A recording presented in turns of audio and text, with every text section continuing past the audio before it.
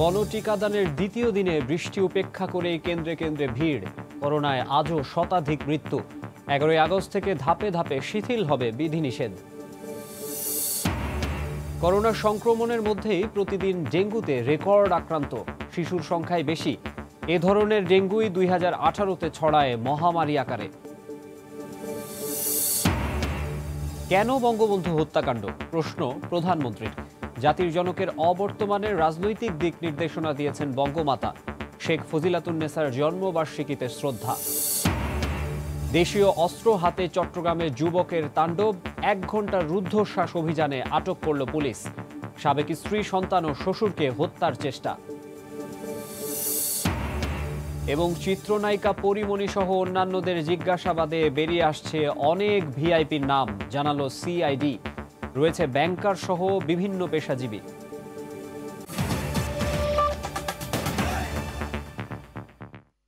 সময় সংবাদের সঙ্গে আছি আমি মাকসুম আলম খান। দেশব্যাপী গণটিকা ক্যাম্পেইনের দ্বিতীয় দিনেও মানুষের ব্যাপক সাড়া মিলেছে। তবে কিছু জায়গায় সামনে এসেছে অব্যবস্থাপনাও। কেবল জাতীয় পরিচয়পত্রের মাধ্যমে টিকা নিতে পারায় যেমন ছিল স্বস্তির ছাপ, অন্যদিকে অনেককে টিকা না পেয়েই ফিরে যেতে হয় দীর্ঘ প্রতীক্ষা শেষে। বৈরী আবহাওয়া উপেক্ষা করে লম্বা সারিতে দীর্ঘ অপেক্ষা, তারপরও অনিশ্চয়তা। গণটিকা ক্যাম্পেইনের দ্বিতীয় দিনেও সব কেন্দ্রে সকাল থেকে চোখে পড়ে উপচে পড়া ভিড়। পরিস্থিতি সামাল দিতে হিমশিম খেতে হয় কর্তৃপক্ষকে। টিকা নিতে না পেরেই ফিরে যেতে হচ্ছে অনেককে। স্লিপ জমা দিয়েছি, বললো 12টার সময় আসবা, 12টার সময় আসছি, আসি দেখছি আমার নেই, ঢুকতে দিচ্ছে না। কালকার সারাটা দিন দাঁড়াইছি, এরবার স্লিপ জমা নেছে 5টার সময়, এরবার আজকের আইছি সকালে 7টায় আইয়া সিরিয়ালে দাঁড়াইছি। কইছে জাগো জাগো পুরান স্লিপ জমা দিছেন, তাদের আমরা ডাক দিব। হেরা ডাক দিছে, কেউ পাইছে কেউ পায় নাই। এখন কয় কি গাই এই স্লিপ বাদ। এখন কালকের দিনও খুয়াইলেন, আজকের দিনও খুয়াইলেন, তাহলে আমরা কি করলাম? গরিব মানুষ সারাদিন রিক্সা চালাইলে 1000 টাকা পাইতাম বা 800 পাইতাম, এখন তো তাও নাই আমাদের। আমি কালকেও আসছিলাম, বললো যে আজকে আসছে, আজকে বলতেছে যে টিকা পুরাই গেছে, মেয়েদের টিকা শেষ হয়ে গেছে। আমি একবার প্রথমে এসেছি, তখন অনেক ভিড় ছিল, চলে গেছি পল্টনে গিয়েছি, ওখানে গিয়ে বলে যে ওখানে ভ্যাকসিন নেই, শেষ। কালকে আসার জন্য, কালকেও দিতে পারবে নাকি তাও শিওর নেই। এখানে আসলাম। তবে অপেক্ষার পর যারা নিতে পারছেন টিকা, তাদের মধ্যে বেশ উচ্ছ্বাস। ক্যাম্পেইনের টার্গেট জনগোষ্ঠী প্রান্তিক পর্যায়ের মানুষ। প্রথম দিনের রেকর্ড টিকা গ্রহণের পর দ্বিতীয় দিনেও সেই শ্রেণীর মানুষ এসেছেন ব্যাপক হারে। অনলাইন নিবন্ধনের জটিলতা এড়িয়ে কেবল জাতীয় পরিচয়পত্রের মাধ্যমে টিকা নিতে পারায় স্বস্তির ছাপ তাদের চোখে মুখে। গতকালকে আসছিলাম, কালকে সিরিয়াল পাইনি, আজকে দিলাম। ইনশাল্লাহ মোটামুটি ভালো হয়েছে, আলহামদুলিল্লাহ। যেরকম কষ্ট করছি সকাল থেকে, এই জন্য এখন দিচ্ছি, এই জন্য ভালো লাগতেছে। ক্যাম্পেইনের প্রথম দিনে সারা দেশে বিভিন্ন কেন্দ্রে প্রথম ডোজ নিয়েছেন প্রায় 28 লাখ মানুষ। ফারুক ভাইয়া, রবিন, সময় সংবাদ, ঢাকা। এদিকে রাজধানীর বাইরে দুর্গম ও প্রত্যন্ত অঞ্চলের ইউনিয়ন ও ওয়ার্ড পর্যায়ে কেন্দ্রে কেন্দ্রে টিকা নিতেও ঢল নামে মানুষের। তবে কিছু কেন্দ্রে ভ্যাকসিন স্বল্পতার কারণে ফিরেও যান কেউ কেউ। এদিকে সহজেই ভ্যাকসিন পাওয়ায় স্বস্তি জানান প্রান্তিক মানুষ। ব্যুরো ও জেলা প্রতিনিধিদের পাঠানো তথ্য ও ছবির রিপোর্ট। সময় নির্ধারিত সকাল 9টা, কিন্তু ভোরের আলো ফুটতেই কেন্দ্রগুলোতে টিকা নিতে আসা নারী পুরুষের দীর্ঘ লাইনে অপেক্ষা। বৃষ্টি উপেক্ষা করেই সবাই আসেন টিকা নিতে। ঘন্টার পর ঘন্টা অপেক্ষা করেই নিতে হচ্ছে টিকা। তবে কিছু কেন্দ্রে ভ্যাকসিনের সংখ্যা সীমিত থাকায় ফিরেও যেতে হয়েছে অনেককে। 200-র বেশি লোকের টিকা দেওয়া হবে না, সেটা যদি বলে দিত তাহলে আমরা এত কষ্ট এই বৃষ্টি উপেক্ষা করে আসতাম না। তখন পর্যন্ত লাইনে কষ্ট করে দাঁড়ায় রয়েছি, বলছে এখন আসি, টিকা নাই, টিকা দেওয়া শেষ। করোনার জন্য টিকা দিতে গেছিলাম, আমি যাই ঘুরে আসলাম। গণটিকাদান কর্মসূচির দ্বিতীয় দিনেও বেশিরভাগ কেন্দ্রে দীর্ঘ লাইন দেখা গেছে।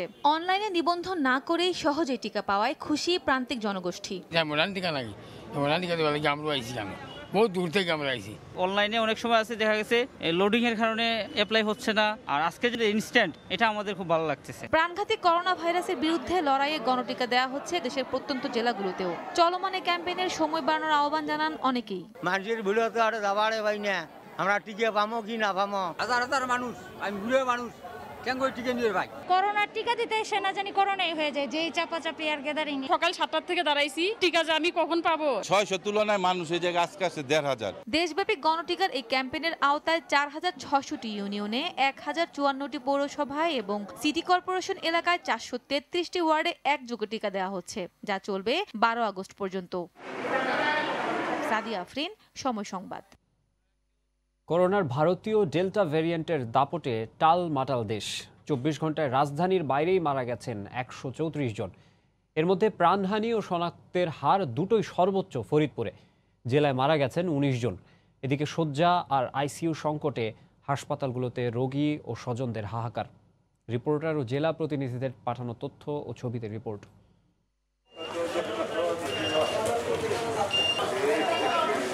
এ কান্নার শেষ কথায় নেই কোনো জবাব, নেই সান্ত্বনা দেয়ার ভাষাও। প্রতিদিনই 200 শতাধিকের প্রাণ কেড়ে নিচ্ছে করোনা ভাইরাস। অতি সংক্রামক ডেল্টার আগ্রাসনে অসহায় হয়ে পড়েছে মানুষ।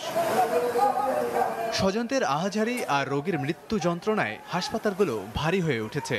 আইসিইউ আর লাইফ সাপোর্টে বাড়ছে রোগীর সংখ্যা। হাসপাতালগুলো হিমশিম খাচ্ছে রোগীর চাপে। অক্সিজেন শেষ হয়ে গেছে, অনেক খোঁজাখুঁজির পর অক্সিজেন পাওয়া যায় না। রোগীরা এমন পর্যায়ে আসে তাদের পক্ষে তখন আমাদের পক্ষে চিকিৎসা দেওয়া সম্ভব না। দেখা যাচ্ছে যে অক্সিজেন লেভেল প্রায় 40-45 এমনভাবে আসে। মৃত্যুর তালিকা আবারও বাড়তে শুরু করেছে ফরিদপুরে। একদিনে জেলায় করোনা ও উপসর্গে সর্বাধিক 19 জনের মৃত্যু হয়েছে, আর শনাক্তের হার সর্বোচ্চ ঠেকেছে 45%। প্রাণঘাতী ভাইরাসে বিপর্যস্ত রাজশাহী। 24 ঘন্টায় নগরীর মেডিকেল কলেজ হাসপাতালে 18 জন মারা গেছেন। ফ্লোর পর্যন্ত রোগী, কাজে হিমশিম খেয়ে যাচ্ছি। ডেল্টার থাবায় টালমাটাল চট্টগ্রাম। জেলায় একদিনে 15 জন প্রাণ হারিয়েছেন। লাগামহীন পরিস্থিতি ময়মনসিংহেও। মৃত্যুর মিছিল থামছে না নগরীর মেডিকেল কলেজের করোনা ইউনিটে। 24 ঘন্টায় 12 জনের মৃত্যু হয়েছে। আইসিইউ পাওয়া যাচ্ছে, আইসিইউ সংকট। কুষ্টিয়ায় শনাক্তের হার কিছুটা কমলেও মৃত্যুর সংখ্যা কমেনি। একদিনে প্রাণ ঝরেছে 12 জনের। বরিশালে হু হু করে বাড়ছে মৃত্যুহার। 24 ঘন্টায় শেরি বাংলা হাসপাতালে 11 জন প্রাণ হারিয়েছেন। 1 ঘন্টার বেশি হয়েছে, অক্সিজেন পাওয়া যায় না, কি করবো, দাঁড়াই থাকতে হয় ঘন্টার পর ঘন্টা। করোনার দাপট ছড়িয়েছে চাঁদপুরেও। 24 ঘন্টায় 9 জন মারা গেছেন, আর চুয়াডাঙ্গায় প্রাণ ঝরেছে 7 জনের। উচ্চ ঝুঁকিতে থাকা যশোরে একদিনে মৃত্যু হয়েছে 7 জনের। লাবিব হাসান, সময় সংবাদ। চলমান কঠোর বিধিনিষেধ 11 আগস্ট থেকে ধাপে ধাপে শিথিল করা হবে বলে জানিয়েছেন জনপ্রশাসন প্রতিমন্ত্রী ফরহাদ হোসেন। দুপুরে সচিবালয়ে নিজ কার্যালয়ে সাংবাদিকদের একথা জানান তিনি। 11 তারিখ থেকে যেটি চিন্তাভাবনা চলছে যে এটি ধাপে ধাপে পর্যায়ক্রমে শিথিল করা। কি পর্যায়ে শিথিল করতে পারবো সেটি কিন্তু আমাদের সে বিষয়টি নিয়ে আমরা হয়তো আজকে সিদ্ধান্ত পাবো মাননীয় প্রধানমন্ত্রীর কাছ থেকে। সেটি হয়তো আমরা আজকে অথবা কালকে সকাল নাগাদ আমরা জানাতে পারবো। দোকানপাট বা কি আস্তে আস্তে খুলতে হবে, কিন্তু সকলেই যাতে করে স্বাস্থ্যবিধি মানে এবং এই পরিস্থিতিতে অত্যন্ত সতর্কতার সাথে সকলেই যেন আপনার স্বাস্থ্যবিধি মেনে কর্মকাণ্ডগুলো করেন, সেটির উপরে আমাদের সর্বোচ্চ জোর থাকবে। করোনার মধ্যে ডেঙ্গুতেও প্রতিদিনই আক্রান্ত হচ্ছেন রেকর্ড সংখ্যক মানুষ। এর মধ্যে সবচেয়ে বেশি শিশু রোগীর সংখ্যা। মারাত্মক সেরোটাইপ 4 এর লক্ষণই বেশি বলে জানিয়েছেন চিকিৎসকরা, যা 2018 সালের ধরনের সঙ্গে মিলে যাচ্ছে অনেকটাই। তাই জ্বর হলেই দ্রুত চিকিৎসকদের পরামর্শ নেয়ার কথা বলছেন বিশেষজ্ঞরা। ডেঙ্গু প্রতিরোধে নগরবাসীকে আবারও সচেতন হতে আহ্বান উত্তরের মেয়রের। গেল কয়েক সপ্তাহে করোনার মধ্যেই যেন পাল্লা দিয়ে বাড়ছে ডেঙ্গু রোগীর সংখ্যা। স্বাস্থ্য অধিদপ্তরের পরিসংখ্যান বলছে 1 সপ্তাহের বেশি সময় ধরে ডেঙ্গু নিয়ে প্রতিদিনই হাসপাতালে আসছেন 2 শতাধিক রোগী। আরও শঙ্কার বিষয় হচ্ছে এদের অধিকাংশই শিশু। তখনই বমি হয়, তারপরে শিশু ইনশাআল্লাহ হাসপাতালে নিয়ে আসলাম। আগের থেকে একটু ভালো হয়েছে, হ্যাঁ একটু খারাপ ছিল। চলতি মৌসুমে ডেঙ্গুতে আক্রান্তের অধিকাংশই প্রথম 3 দিনে হচ্ছে অতিরিক্ত জ্বর ও বমি। এরপর থেকেই শারীরিক অবস্থার আরও অবনতি হতে থাকে। চিকিৎসকরা তাই ধারণা করছেন ডেঙ্গুর সেরোটাইপ 4 এ আক্রান্ত হচ্ছেন বেশিরভাগই, যার মাধ্যমে 2018 সালে মহামারী আকার নিয়েছিল এই রোগ। 2018 সালে আমাদের দেশে আমাদের যে ডেঙ্গু আউটব্রেক হয়েছিল সেটার সাথে লক্ষণগুলো পুরোপুরি মিলাচ্ছে, এবং এটাকে আমরা ধারণা করছি এটা ডেঙ্গু সেরোটাইপ 4টা আবার আমাদের আউটব্রেক হয়েছে। এদিকে ডেঙ্গু বাহক এডিস নিয়ন্ত্রণে সচেতনতা বাড়াতে রোববারও উত্তর সিটি কর্পোরেশনের বেশ কিছু এলাকা ঘুরে বেরিয়েছেন মেয়র। ডেঙ্গুর বিরুদ্ধে মানুষকে সচেতন হওয়ার আহ্বান জানান তিনি। সকল সিটি কর্পোরেশনের সকল কর্মকর্তা কর্মচারীকে বলবো, ডেঙ্গি মশা শেষ না হওয়া পর্যন্ত প্রত্যেকেই মাঠে থাকতে হবে। এটি হলো আমার নির্দেশ, এবং অনুরোধ করছি নগরবাসীকে আমাদের নিজের বাড়ি আমরা নিজেরা পরিষ্কার করব। এছাড়া 2 সিটি কর্পোরেশনের প্রতিটি ওয়ার্ডে ডেঙ্গু নিয়ন্ত্রণে বিশেষ ভ্রাম্যমাণ অভিযানও চালু রয়েছে। আরেকটি মহামারী যেন না আসে আমাদের কাছে। রাশেদ লিমন, সময় সংবাদ, ঢাকা। বঙ্গবন্ধুর অবর্তমানে রাজনৈতিক দিক নির্দেশনা দিয়ে দেশকে এগিয়ে নিয়েছেন বঙ্গমাতা। ফজিলাতুন্নেসা মুজিবের 91তম জন্মবার্ষিকী উপলক্ষে আয়োজিত অনুষ্ঠানে প্রধানমন্ত্রী শেখ হাসিনা আরও বলেন, একজন প্রকৃত গেরিলা যোদ্ধা ছিলেন তার মা। এই সময় শেখ হাসিনা প্রশ্ন তোলেন, মানুষের মুক্তির জন্য জীবন উৎসর্গ করার পরও কেন 15ই আগস্টের হত্যাকাণ্ড? জাতির পিতা বঙ্গবন্ধুর আদর্শের সাথে নিজের জীবনকে জড়িয়ে সংসার ধর্মের ঊর্ধ্বে উঠে স্বাধীন বাংলার নেপথ্য কারিগর হয়ে কাজ করেছেন তিনি। ইতিহাস ও গৌরবের সেই সাহসী যোদ্ধার নাম বেগম ফজিলাতুন্নেসা মুজিব। চিরঞ্জীব সেই মহীয়সীর 91তম জন্মবার্ষিকী এই প্রথম রাষ্ট্রীয় পরিসরে জাতীয়ভাবে উদযাপন করছে বাংলাদেশ। দিবসটি উপলক্ষে রোববার মহিলা ও শিশু বিষয়ক মন্ত্রণালয় আয়োজিত অনুষ্ঠানে যোগ দেন প্রধানমন্ত্রী শেখ হাসিনা। মায়ের স্মরণে দেশের 5 কৃতি নারীকে দেয়া হল বঙ্গমাতা বেগম ফজিলাতুন্নেসা মুজিব পদক 2021। এছাড়া ডিজিটাল পেমেন্ট গেটওয়ের মাধ্যমে দেশের 2000 দুস্থ নারীকে পাঠানো হল 2000 করে টাকা। অনুষ্ঠানে শহীদ ফজিলাতুন্নেসার বড় মেয়ে সরকার প্রধান শেখ হাসিনা বলেন, দেশের প্রতিটি সংগ্রামে বঙ্গবন্ধুর অনুপ্রেরণাদায়ী ছিলেন বঙ্গমাতা। আমার বাবার কাছে কোনো চাহিদা তার ছিল না, বরং সবসময় তিনি এটাই বলতেন, সংসার নিয়ে ভাবতে হবে না, চিন্তা করতে হবে না, আমাদের কথা ভাবতে হবে না, তুমি দেশের কাজ করছো, দেশের কাজই করো। একটা গেরিলা যুদ্ধ আমাদের দেশ স্বাধীন হয়েছে, কিন্তু আমি সবসময় এটা বলি যে আমার মা ছিলেন সব থেকে বড় গেরিলা এবং অসামান্য স্মরণ শক্তি ছিল তার। ঘাতকের হাতে সপরিবারে নিঃশেষ করার নির্মম ঘটনা কেন ঘটানো হয়েছিল? কান্না জড়ানো কণ্ঠে সেই প্রশ্ন আবারও তুললেন শেখ হাসিনা। কি অপরাধ ছিল আমার বাবার, আমার মায়ের, আমার ভাইদের, যারা নিজের জীবনটাকে উৎসর্গ করলেন, সমস্ত জীবনের সুখ শান্তি সব কিছু বিলিয়ে দিলেন একটা জাতির, তাকে সেই বাঙালি খুন করলো, হত্যা করলো কেন? এর আগে গোপালগঞ্জ জেলা প্রশাসক কার্যালয়ে সংযুক্ত নারীদের হাতে স্বাবলম্বী হবার উপহার হিসেবে তুলে দেয়া হয় সেলাই মেশিন। এছাড়া দিবসটি উপলক্ষে বিশেষ 2টি পোস্টার প্রকাশ করা হয়েছে জাতির পিতার জন্মশতবার্ষিকী উদযাপন জাতীয় কমিটির পক্ষ থেকেও। দেবাশিস রায়, সময় সংবাদ, ঢাকা। বঙ্গমাতা শেখ ফজিলাতুন্নেসা মুজিবের 91তম জন্মবার্ষিকী উপলক্ষে তার প্রতি শ্রদ্ধা নিবেদন করেছে আওয়ামী লীগ। সকালে বনানী কবরস্থানে দলের পক্ষ থেকে ফুল দেন সাধারণ সম্পাদক ওবায়দুল কাদের। এ সময় কেন্দ্রীয় নেতারা সেখানে উপস্থিত ছিলেন। পরে দোয়া ও মোনাজাতে অংশ নেন নেতাকর্মীরা। ফুল দেয়া শেষে সাংবাদিকদের সঙ্গে কথা বলেন ওবায়দুল কাদের। তিনি বলেন, বঙ্গবন্ধুর অনুপস্থিতিতে বঙ্গমাতা শেখ ফজিলাতুন্নেসা মুজিবই এদেশের স্বাধীনতা আন্দোলনের নেপথ্যের অন্যতম কারিগর ছিলেন।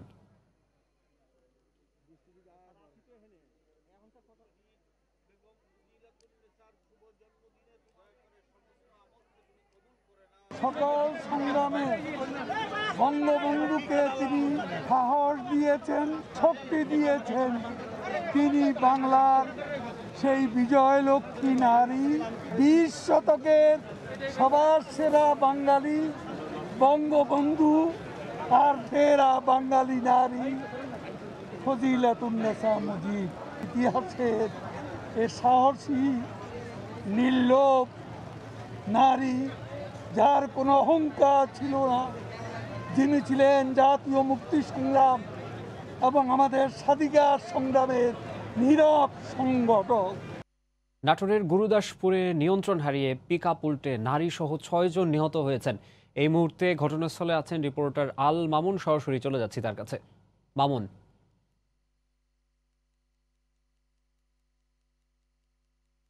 ধন্যবাদ মাসুম। যে বিষয়টি বলছিলেন, এই ঘটনাস্থলে কিন্তু গুরুদাসপুরের কাছিকাটা এই স্থলে কিন্তু 5 জন মারা গেছে এবং হাসপাতালে নেওয়ার পথে আরো একজনের মৃত্যু হয় এবং পিকআপটি নিয়ন্ত্রণ হারিয়ে উল্টে গেছে। সেই পিকআপটিতে 13 জন যাত্রী রয়েছিল বলে জানতে পেরেছে। এরা বিভিন্ন জায়গা থেকে এসেছে, দেশের বিভিন্ন জায়গা থেকে এসেছে, বিশেষ করে মেহেরপুর থেকে পিকআপটি ঢাকায় যাচ্ছিল এবং গার্মেন্টস কর্মী বা বিভিন্ন ছিলেন, তারা মূলত এই পিকআপ যাত্রী ছিল ঢাকা যাওয়ার পথে তাদের মৃত্যু হয়। বিষয়টি ঘটনাস্থলে রয়েছেন নাটোরের পুলিশ সুপার এবং জেলা প্রশাসক, আমরা বিষয়টি জানতে নাটোরের জেলা প্রশাসক শামীম আহমেদের কাছে চলে যাচ্ছি। স্থানীয় জেলা প্রশাসনের পক্ষ থেকে কি ব্যবস্থা গ্রহণ করেছেন? জি, আপনারা লক্ষ্য করেছেন যে ইতিমধ্যে আমাদের পুলিশ সুপার মহোদয় উপস্থিত আছেন, আমাদের সংশ্লিষ্ট যিনি উপজেলা নির্বাহী অফিসার তিনি আছেন, আমি নিজেও রয়েছি। নাটোরের যিনি মারা গিয়েছেন তাকে দাফন কাফনের জন্য ইতিমধ্যে আমরা 25,000 টাকা প্রদান করেছি। পাশাপাশি বাকি অন্যান্য জেলার যে লাশগুলো রয়েছে সেগুলো যাতে তাদের আত্মীয় স্বজনের কাছে হস্তান্তর করা যায় সে ব্যাপারে আমরা পদক্ষেপ গ্রহণ করেছি। যারা আহত হয়েছে তাদেরকে আমরা প্রাথমিক চিকিৎসা দিয়েছি এবং কারো যদি জটিল সমস্যা হয় সেটা আমরা রাজশাহী মেডিকেল ও চিকিৎসার ব্যবস্থা করব। আর এখানে যারা রয়েছেন তাদের যাতে সার্বিকভাবে তারা নিরাপদে বাড়িতে পৌঁছাতে পারে বাকি ব্যবস্থা গ্রহণ করা হবে। ধন্যবাদ। মাত্র শুনছিলেন জেলা প্রশাসক মহোদয় যে ব্যবস্থাগুলো নিয়েছেন। নিহত পরিবারকে 25,000 টাকা করে প্রাথমিকভাবে দেওয়া হচ্ছে লাশ দাফনের জন্য। এছাড়া যে বিষয়টি সড়ক দুর্ঘটনার যেটি বলছে এখানে যাত্রীবাহী পিকআপটি যে ঢাকা যাওয়ার পথে যে বিষয়টি ঘটছিল দ্রুতগামিতার কারণে ওভারটেক করার কারণে যাত্রীবাহী বাসটি নিয়ন্ত্রণ হারিয়ে ফেলার কারণে তাই এখান থেকে উল্টে আপনারা দেখতে পাচ্ছেন যে এই নিচু জায়গায় পড়ছে এবং 13 জন যাত্রীর মধ্যে ঘটনাস্থলে কিন্তু এখানে 5 জন মারা যায় এবং যে বিষয়টি আছে বিভিন্ন হাসপাতালে তাদেরকে নেওয়া হচ্ছে স্থানীয় হাসপাতাল এবং লাশগুলোর মধ্যে যেটি রয়েছে বনপাড়া হাইওয়ে থানায় এবং গুরুদাসপুর থানায় মোট 6টি লাশ এখন পর্যন্ত রয়েছে বলে জেলা পুলিশের থেকে আমরা নিশ্চিত হয়েছি। তো মাকসুম এই ছিল আমার কাছে সড়ক দুর্ঘটনার সর্বশেষ। নাটোর থেকে পিকআপ দুর্ঘটনার পরবর্তী পরিস্থিতি জানাচ্ছিলেন আল মামুন। সময় সংবাদে আরও থাকছে। কাল থেকে নেওয়া হবে বিদেশি মুসল্লিদের ওমরা পালনের আবেদন। প্রতি মাসে সুযোগ পাবেন 60,000। 2 ডোজ টিকা নেওয়া বাধ্যতামূলক। গণটিকাদান দলীয় কর্মসূচিতে পরিণত হয়েছে বলে মন্তব্য করেছেন বিএনপি মহাসচিব মির্জা ফখরুল ইসলাম আলমগীর। সকালে দলীয় চেয়ারপারসনের গুলশান কার্যালয়ে এক সংবাদ সম্মেলনে এই মন্তব্য করেন তিনি। সমন্বয়হীনতায় গণটিকাদান গণসংক্রমণ কার্যক্রমের রূপ নিয়েছে বলেও মন্তব্য করেন তিনি। স্বাস্থ্যমন্ত্রী এবং মুক্তিযোদ্ধা মন্ত্রী পরস্পর বিরোধী বক্তব্য প্রদান ও পরে প্রত্যাহার সরকারের সমন্বয়হীনতা দায়িত্বহীনতার পরিচয় বহন করে। পর্যাপ্ত টিকা সংগ্রহ না করেই গণটিকার নামে আরেকবার গণপ্রতারণা শুরু হয়েছে। একই সঙ্গে চরম অব্যবস্থাপনা এবং দলীয়করণের কারণে লোক দেখানো গণটিকা অভিযান গণসংক্রমণ অভিযানে পরিণত হয়েছে। এই গণটিকা প্রদানের কর্মসূচি সম্পূর্ণ দলীয় কর্মসূচিতে পরিণত করবার উদ্দেশ্যে দলীয় কর্মীদের সম্পৃক্ত করার তীব্র নিন্দা জানিয়েছে এবং প্রতিবাদ করছে। কাল থেকে বিদেশি মুসল্লিদের ওমরা পালনের সুযোগ দিচ্ছে সৌদি আরব। সব দেশের নাগরিকদের আবেদন গ্রহণ করবে দেশটি, তবে এক্ষেত্রে 2 ডোজ টিকা নেওয়া বাধ্যতামূলক। সৌদি হজ মন্ত্রণালয় জানিয়েছে আপাতত প্রতি মাসে 60,000 মুসল্লিকে ওমরা পালনের অনুমতি দিলেও ক্রমান্বয়ে এটি 20 লাখে উন্নীত করা হবে। আরিফুর রহমানের রিপোর্ট। করোনার কারণে দীর্ঘদিন বন্ধ থাকার পর আবারও ওমরা পালনের সুযোগ পাচ্ছেন বিদেশি মুসল্লিরা। আরবি নতুন বছরের 1ম তারিখ থেকে বিদেশি নাগরিকদের ওমরা পালনের উপর নিষেধাজ্ঞা আরও আগেই তুলে নেওয়ার ঘোষণা দিয়েছে সৌদি আরব। এবার কত সংখ্যক মুসল্লি প্রতি মাসে ওমরা পালনের সুযোগ পাবেন তা জানিয়েছে দেশটির হজ ও ওমরা মন্ত্রণালয়। আপাতত প্রতি মাসে বিশ্বের বিভিন্ন দেশের 60,000 মুসল্লিকে ওমরা পালনের সুযোগ দেওয়ার কথা জানিয়েছে রিয়াদ। তবে ধীরে ধীরে এটি বাড়িয়ে প্রতি মাসে 20 লাখ করবে সৌদি সরকার। ওমরা পালনের জন্য সোমবার থেকে আবেদন গ্রহণ প্রক্রিয়া শুরু হবে। শর্ত হিসেবে ওমরায় অংশ নেওয়াদের করোনার 2 ডোজের টিকা নেওয়া থাকতে হবে। বিদেশি ওমরা পালনকারীদের সৌদি সরকারের অনুমোদিত কোভিড-19 টিকা সনদ বাধ্যতামূলক করার পাশাপাশি করোনার স্বাস্থ্যবিধি মেনে চলতে নির্দেশনা দেওয়া হয়েছে। এছাড়া হজ যাত্রী পরিবহনের ক্ষেত্রে 50% যাত্রী নিয়ে বাস সার্ভিস পরিচালিত হবে বলে জানা গেছে। ইতিমধ্যে প্রায় 5 শতাধিক ওমরা সেবা প্রতিষ্ঠান এবং 6,000-এর বেশি বিদেশি ওমরা এজেন্টের মাধ্যমে বিদেশি ওমরা হজ যাত্রীরা তাদের প্যাকেজ গ্রহণ করতে শুরু করেছেন। আরিফুর রহমান, সময় সংবাদ, সৌদি আরব। এ পর্যায়ে শীর্ষ সংবাদ জানিয়ে দিচ্ছে আরেকবার। গণটিকাদানের দ্বিতীয় দিনে বৃষ্টি উপেক্ষা করেই কেন্দ্রে কেন্দ্রে ভিড়। করোনায় আজও শতাধিক মৃত্যু। 11 আগস্ট থেকে ধাপে ধাপে শিথিল হবে বিধিনিষেধ।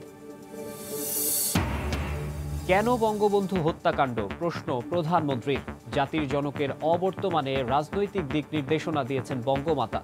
শেখ ফজিলাতুন্নেসার জন্মবার্ষিকীতে শ্রদ্ধা। এই ছিল এখনকার মতো, সঙ্গেই থাকুন সময়।